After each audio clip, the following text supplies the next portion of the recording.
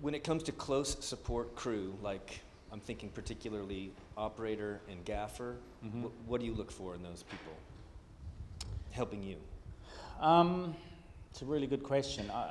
It's evolved a lot. I used to be, my career I've traveled a lot. I've generally tended to work away from my home town for most of my work. So I got really good at working with new people.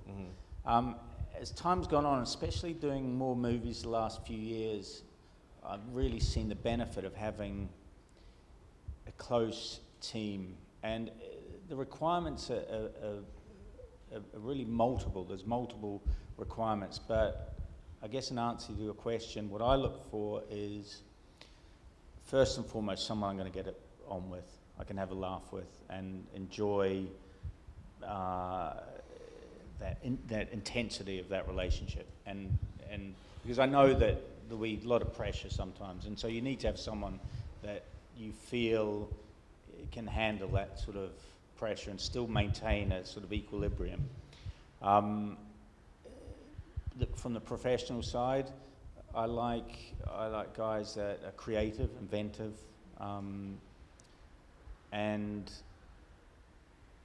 there's a sort of reliability, I guess a reliability on my crew that they can sort of get into my mind and understand what I'm thinking and see through my eyes somewhat, at least understand the language I'm trying to use on the particular project. So but there's something really important about having consistency too. Having familiarity, the same people around is great, because you get to a shorthand, and if you can get to a shorthand, the more the process can be shorthanded, the better you're able to put energy into the creativity of the important stuff, and that's hugely important. The other question, there's a lot of pressure in indie movies and student movies for the cinematographer to work as the operator as well. There's limited budget, limited crew. Also, it's really fun to operate camera, and people feel like they maintain additional control over the image, the composition, and that's true in a lot of respects. Do you think there's anything unwise about operating your own shots rather than having an operator who can do that? There can be. I think what my personal experience, I love operating. I really enjoy it. It's such a massively large part of the job I do, and for me to see the film evolve through the viewfinder, that's sort of my training. And I know a lot of cinematographers don't work or think like that. They like to stand back, and they're aren't particularly fussed about compositionally how things work. That's just not their thing. They might be into lighting, they might be into looking at the overall scheme.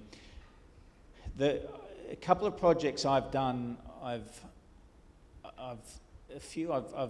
seen detrimental aspects to doing both.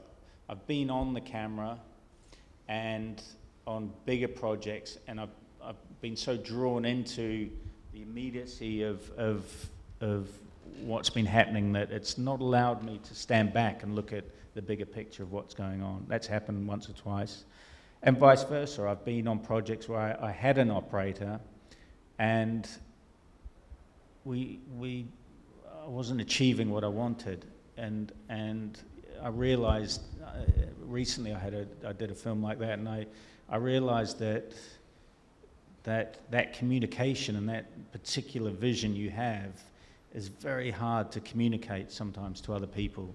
You really, sometimes you're just better to be there, because it's a language that it's a system that you can't necessarily teach or show someone. It's that's part of that instinctive thing I was talking about, where you're on the camera and you feel the process, you feel the way it should move, and it's sort of undefinable thing sometimes. You just think, you're not here, the camera should be over here, and because someone else doesn't have that interpretation doesn't mean it's wrong, but as the author of your work, you should do it, and you should do it and not really have to justify it, and in your mind if it feels right. So it can go both ways. It can go both ways, but it's hugely important to make sure where the camera is, the way it's positioned, the way it moves, is right for your vision.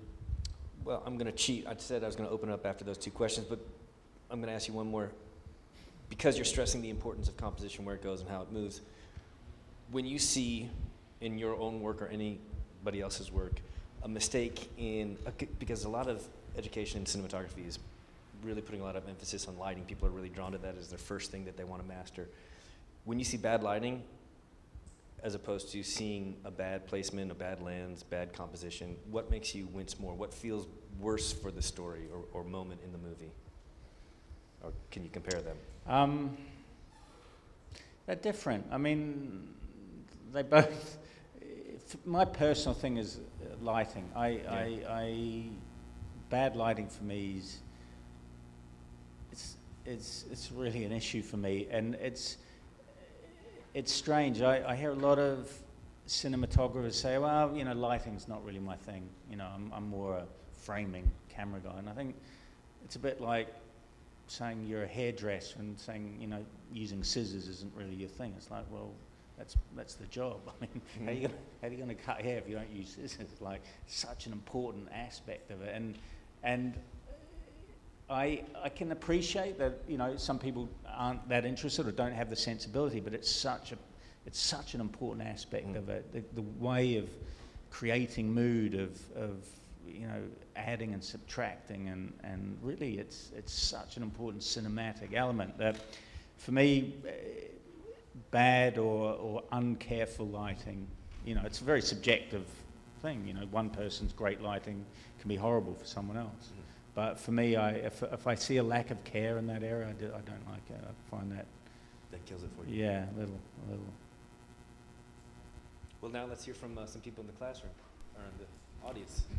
Trip, I think there's a microphone coming your way. Yeah, I wanted to. I liked how before every shot you shot skyscrapers of New York City, and you were setting up the world to be very. You were basically shooting the stakes, which is New York City, and the fate of New York City. There's a lot of cinematographers, when they photograph New York City, they photograph it in like an Anna Wintour way, where it's like Sex in the City, and it's very clean, and there's a lot of cinematographers that shoot New York in a very slumsy way, or I was curious about your choice of a golden color palette, and there was a reference of Fitzgerald in the movie. Was that the inspiration of, what inspired you to shoot New York that way?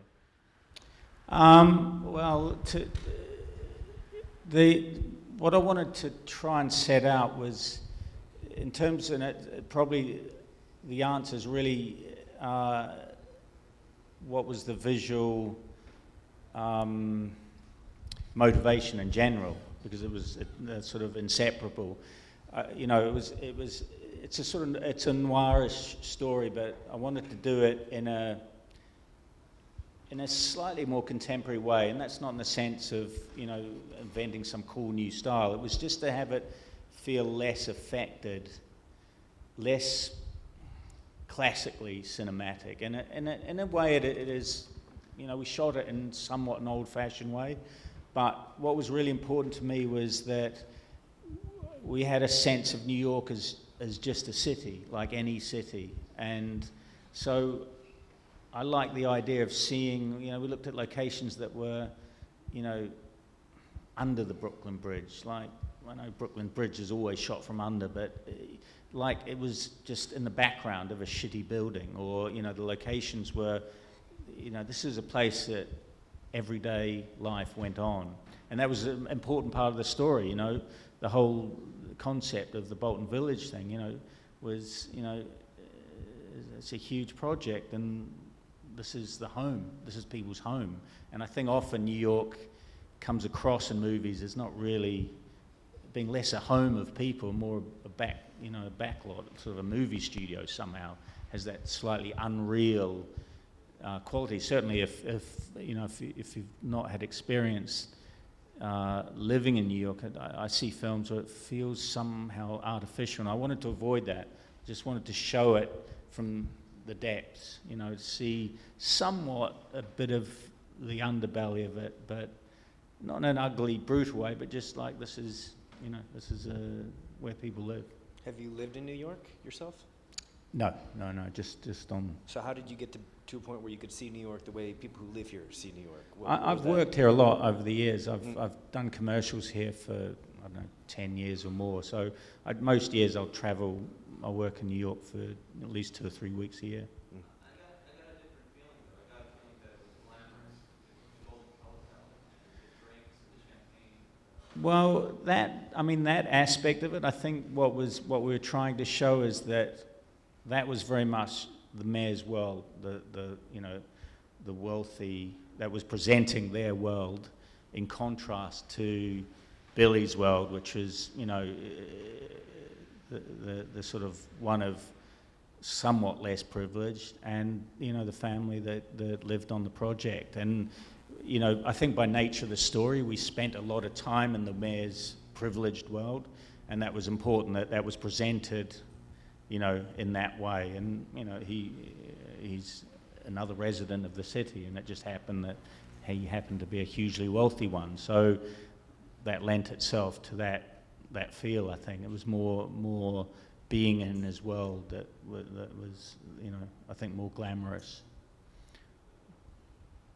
Anyone else? Yes, maybe that mic died. Anyone else have who's next? Yeah, up front. Well, either way, whoever wants it. Thank you. Hi. Can you talk a little bit about the balance in creative decisions between how much the director is involved and how much it's your decision? Anything from framing to angles. What was the beginning of it? Did you say what? What is the balance between the decision making of yourself and the director? It's an interesting question because it varies project to project hugely.